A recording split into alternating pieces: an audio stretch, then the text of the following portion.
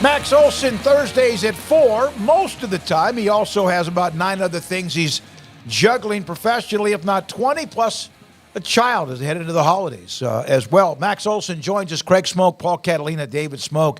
So, Max, right before we started the show, the Jim Harbaugh news, just kind of, I know it's not over because the NCAA has their deal, but kind of nice that has been cleared up and now we can discuss other things. Yeah, that was surprising. But I think it probably is a statement that, while you can understand why on Friday night, Saturday morning, Michigan thought that a temporary restraining order was the step they needed to take to try to get Jim Harbaugh cleared to coach against Penn State. I think when you've had a few days to kind of deliberate on that approach and this hearing that was supposed to happen at the end of this week, I think you kind of realize that's probably not a winning strategy to have Jim Harbaugh under oath about what's going on in Michigan. So, probably a good realization there and a good, settlement by Michigan to say, yep, he's going to miss these 3 games.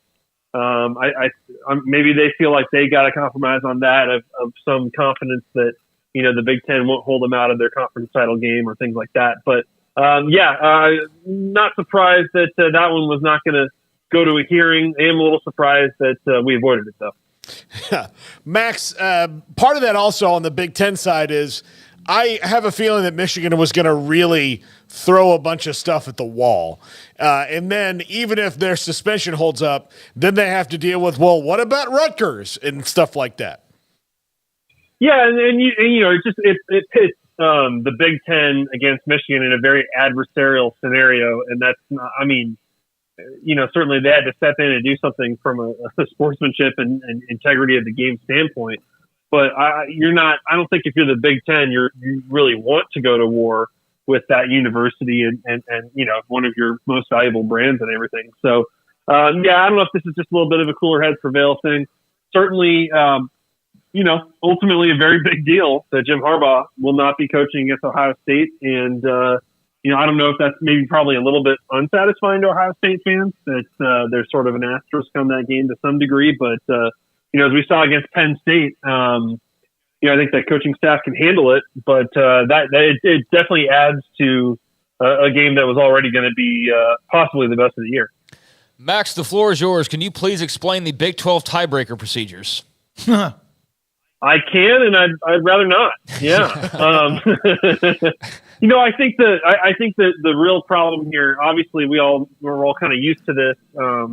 We all remember why the Big 12 had to create a tiebreaker policy. And ever since then, it's been pretty straightforward because you had round robin schedules. So you always have head to head to come back to and in settling ties, right? I think the challenge this year was, okay, we're not doing round robin and there's going to be situations like, Oklahoma and K-State don't play each other this year. So how do you settle that if there's like a 3-way tie and there wasn't a game between 2 of the teams, right? And so I think the Big 12 side would say they clarified that the language was maybe not as precise as it needed to be on those tiebreaker policies, which they did change going into the year, obviously, in having the 14-team league this year. I think the people on the Oklahoma media side would say that they maybe they changed it or fixed it or whatever, but regardless, still 2 weeks of games to play here. And, I think the thing that will get really crazy is if Iowa State does beat Texas, and then you've kind of got everybody tied there in second place. Max, the stop rate, you put that up. It's a great kind of a barometer throughout the year. Garrett, do we have that available, the stop rate that Max has? Here we go. Michigan rolling through people. How about that? Michigan, Ohio State, Iowa, Penn State, the first 4 all from inside the Big Ten. 3 of them in the same division. Did you see where Baylor's at? I don't even. Very last. 125 or what? 121. Yeah, 121. I'm surprised that you decided to type that long. Yeah. You got things to do, Max. I don't know how much stopping is actually going on at that rate. Yeah, I know. Yeah. It's the stop rate's still above 50%, but it's not very high, very far above 50%. Yeah. No, it's you're right to mention the ones at the top. Certainly, the Big Ten stands out, and they kind of always do when it comes to this measure. How about Iowa being third in this, playing 125 drives on defense, which is more than almost anybody in the sport? and still getting stopped on 80% of their drives. Phil Parker, he probably should be there at the end of the deal with the Broyles Award among the best assistants in the country. Very impressive by them, and certainly, Michigan's been in this top spot for many weeks here, and we will see if Ohio State or any other offenses can actually get over them. It would be nice to see a school take the offensive coordinator who gets the least from his defense, whoever that may be. Of course, you would know it's on your list. And then Phil Parker and put them together and see what would happen. You're saying Phil Parker should go to USC? Yeah, probably. There you go. Yeah. Oh, my I'm sure God. they would You want to see what happens? Yeah, that would be great. I think Phil Parker would probably be bothered by how they practice a little bit out in Southern California. Part of that, guys, honestly, it's easy to say, well, the offenses suck in the Big Ten, so that's why the defenses are good or whatever. But part of it is Iowa knows, they know what they've got. They know they have to play complementary football and play the field position game, which usually benefits their defense. So that group, has done a terrific job this year. Obviously, getting very little run support. The news just came down just a little while ago, but you've already got something up on The Athletic about Jalon Daniels and the big decision to return to Kansas in 2024. Your thoughts on what that means for Lance Leipold and company, and obviously been a tough year for him. So good news for college football fans and especially Kansas fans. Yeah, candidly, guys, for over the past month, I've just heard a lot of speculation from coaches outside of Kansas, wondering what's going on there. Why isn't he playing? Is this back injury really that bad? Is he just trying to take a 4-game redshirt and transfer out and have 2 years of eligibility somewhere else? And that's not the case. I mean, Jalon Daniels is very committed to being at Kansas. This back injury has been lingering since fall camp. It's been a problem. I'm fortunately, I haven't experienced back issues like this before, but everyone I've talked to says, yeah, if you've had them, they're brutal. And I think it's just been really tough for him to ramp up back to play without having setbacks. And so for him to come out and announce, about 2-3 weeks before the portal opens that he's not looking to leave Kansas, I think that's huge for that program. It's huge for Lance Leipold. And, if you look at their roster, if they can get Devin Neal and Kobe Bryant and some of these guys that are on their team that are juniors that have another year, if they can get or juniors or seniors that have an extra year, if they can get these guys come back, Kansas is going to have one of the most experienced teams in the conference next year. And I think that's certainly going to be a factor for Lance Leipold as he gets calls about these jobs that are opening. I think they really feel like they are setting up for 24 to be a big year. Jason Bean is not back next year, but getting Jalon Daniels back and getting that guy healthy, it's easy to forget. He was the preseason Big 12 Offensive Player of the Year. Yep. Looked really good in the 3 starts that he had this year. Just can't wait to see that kid get back to normal. Hope whether it's the bowl game this year or next season, that's just massive for that program that he's all in and wants to stick around. Texas can clinch a spot in the title game with a win, obviously, at Ames, in Ames against Iowa State. But is the Big 12 yet again, and sometimes the names at the top change. Oklahoma for many, many years was in that mix, like every year. But every year. Yeah, it seems like every year there are 3 or 4 teams that outperform what the expectations are, and there's 2 or 3, Baylor's one of them, that falls apart. So is it still one of the most competitive top-to-bottom conferences, in your opinion, in the country? I think so. I mean, and honestly, guys, ever since we've talked about this before, but ever since Kansas got good, it's like, well, who's supposed to be at the bottom here? I mean, you kind of assumed that Cincinnati and Houston were going to have a tough year, and they have. But beyond that, I mean, you watch these week to week, and Oklahoma's going to BYU this week. Maybe that's going to be easy. Maybe it's not. Like some of these, certainly if you asked Oklahoma State fans a week ago, they thought they were going to win out, and you go and get blown out in Orlando, right? So it's like I do think part of it is just kind of a product of the tough schedule, and man, like some of these teams, they get hit by injuries, and then you kind of see their inexperience. It can be a really rough run because you just don't get. There just aren't a bunch of weeks baked into the schedule where you're like, well, this will be the easy win. So, that's kind of that's one of the features of this league. It's not a bug; it's a feature, and it does lead to, if you look at it over the last 5 years. Yeah, I know Oklahoma's been in a bunch of them, but we tend to see new teams in this conference title game pretty much every year. Max, look, we can, dive into the coaching carousel that's probably spinning to Waco at any given moment. But what are your thoughts on some of the moves that have gone down? Jimbo, Zach Arnett, Boise State, all that. Mm-hmm. Mm-hmm. Yeah, I mean, I think I was surprised by the timing on Texas A&M right after they clinched a bowl game. I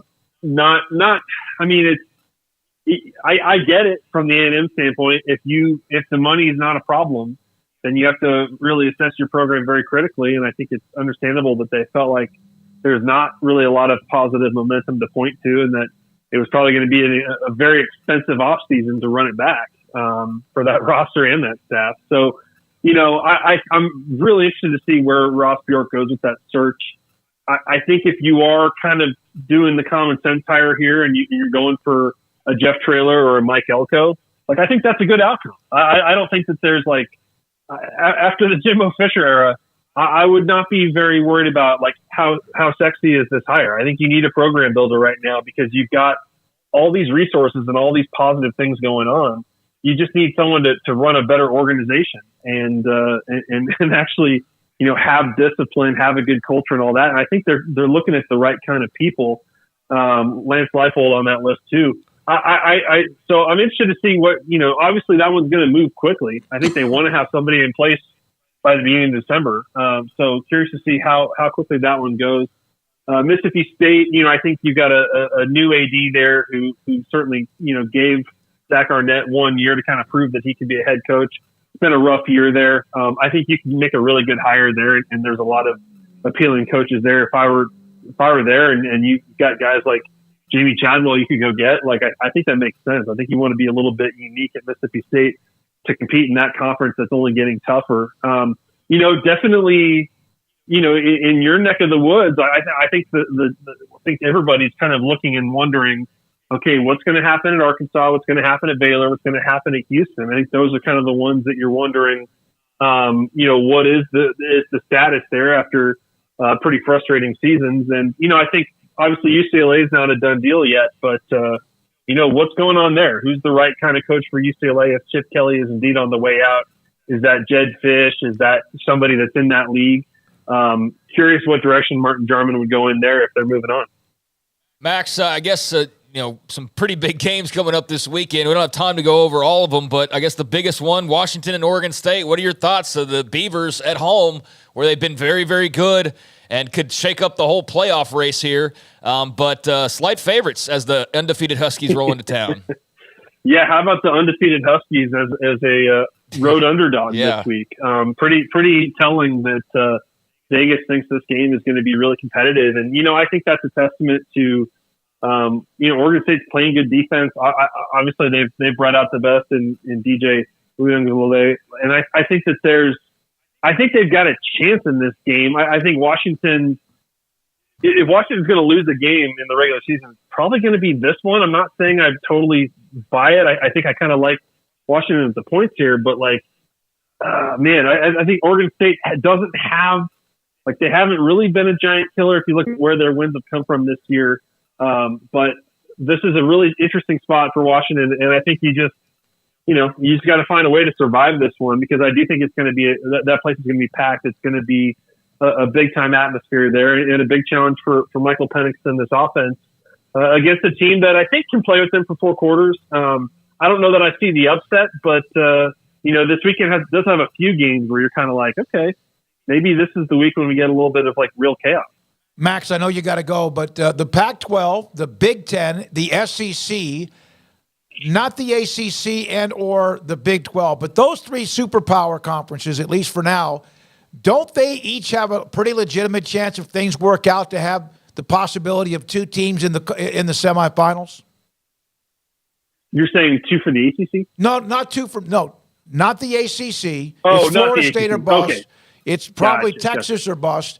And the other 3 conferences each have a pretty good shot at maybe not good odds, but having 2 teams get in the Final Four. Yeah, I think that's right. And honestly, guys, we haven't gotten too deep into even though we get these weekly rankings that are supposed to mean something. It's interesting. We haven't gotten too deep into this process of kind of 3, 4, 5, 6. Who has the best resume? who's really the most deserving here. And I think that's going to become pretty important in the next couple of weeks, because it certainly is possible, as much as we like to kind of play with these scenarios on Twitter and who would you pick in this situation and stuff, it definitely is possible we're heading to a situation where there are 6 very good deserving teams for 4 spots. Like, I think that's possible.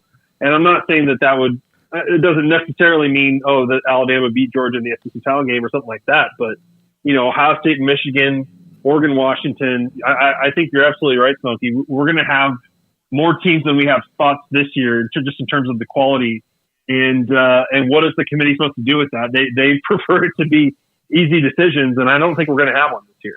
Thank you, sir. We appreciate your time, Max. Have a great week. Again, obviously Thanksgiving next week. Enjoy it. Enjoy the next couple of weeks. We'll get you on right after that. Appreciate it. Sounds good. Thanks, guys. Thank you. That's Max Olson from theathletic.com with us